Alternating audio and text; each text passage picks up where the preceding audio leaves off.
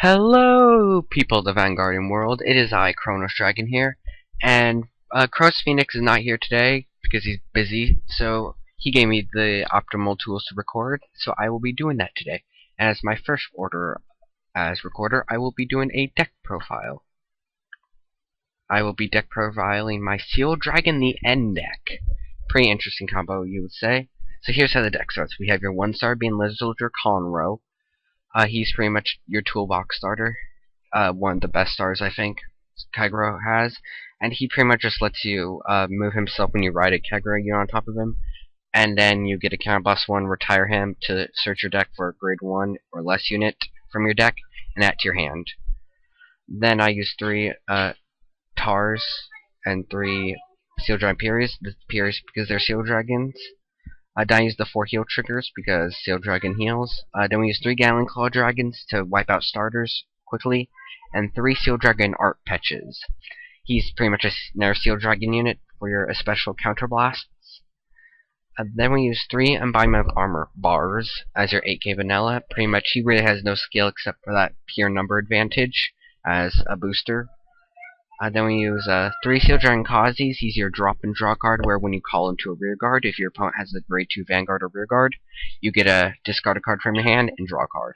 Then we use 3 Flannels because of 7k booster and as a Seal Dragon counterblast. Then we use the 4 Perfect Guards because in this format with Break Raids, you gotta run 4 Perfect Guards, and since we use Seal Dragons, why not we start using those Seal Dragon Perfect Guards? And I think he looks cool. Then we use 3 Bellicosity Dragons. His effect is when he's either in the Vanguard or Rearguard circle, and he hits a Vanguard, you can, if you have a Kagero Vanguard, you can unflip a damage. Pretty much, let's see if you use 2 of your counterblast. If he hits, you now have a new face-up damage. Then we use 3 Burning Horn Dragons as your 12k attacker if you have a Vanguard with Dragonic with Overlord in its name. So that's pretty much just Dragonic Overlord at the end he'll get his power from.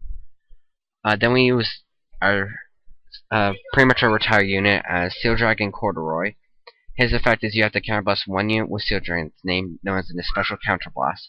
And when he's placed in the Vanguard or Rearguard, if you have a Kagero Vanguard, not a Seal Dragon Vanguard, but a Kagero, you may pay the cost. If you do, choose one of your opponent's Rearguards and retire it.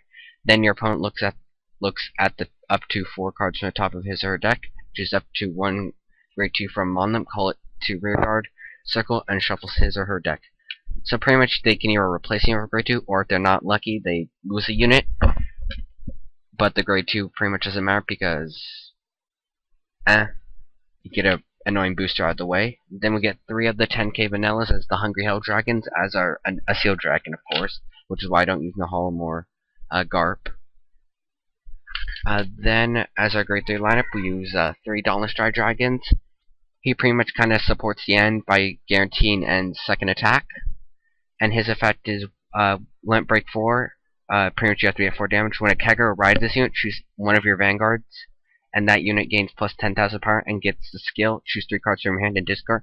At the beginning of the close up that this unit attacked, you may pay the cost. If you do stand this unit, this ability can only be used once per turn. That means once per turn, you can discard 3 to restand. However, what CFA does not say is that if your Vanguard has not stood yet, so you have to use Dauntless's effect first.